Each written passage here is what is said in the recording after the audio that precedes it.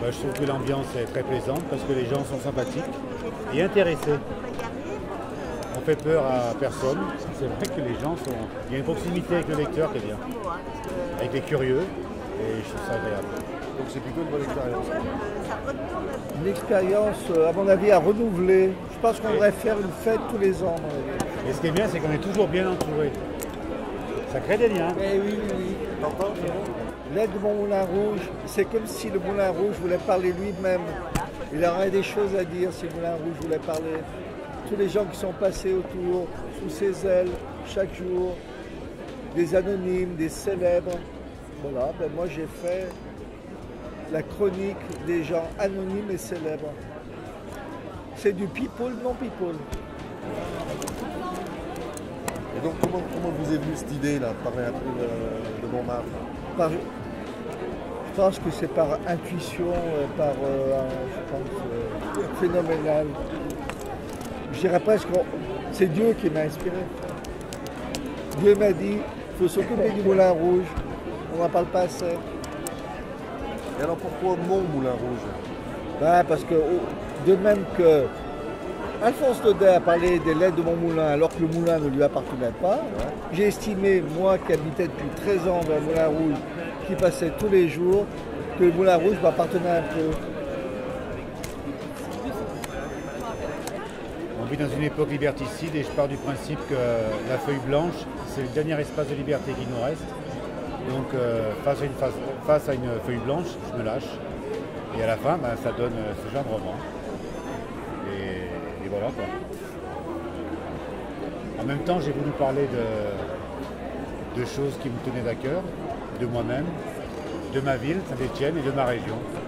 D'une manière fantasmée et poétique. Je voulais parler du Saint-Étienne qui avait disparu. Le Saint-Étienne qu'on avait rasé.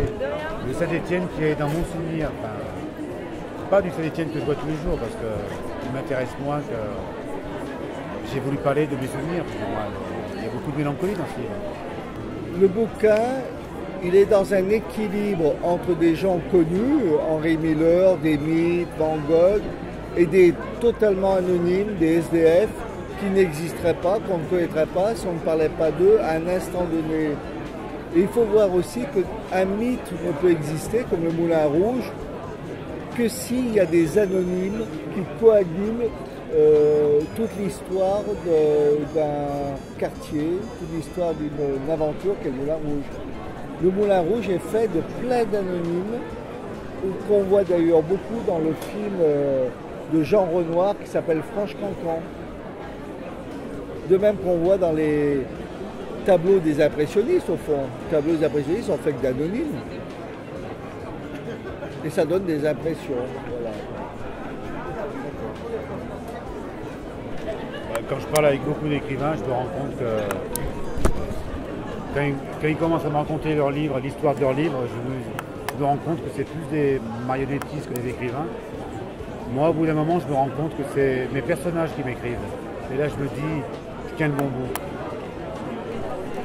Le livre de Thierry Girandon est un livre de résistance.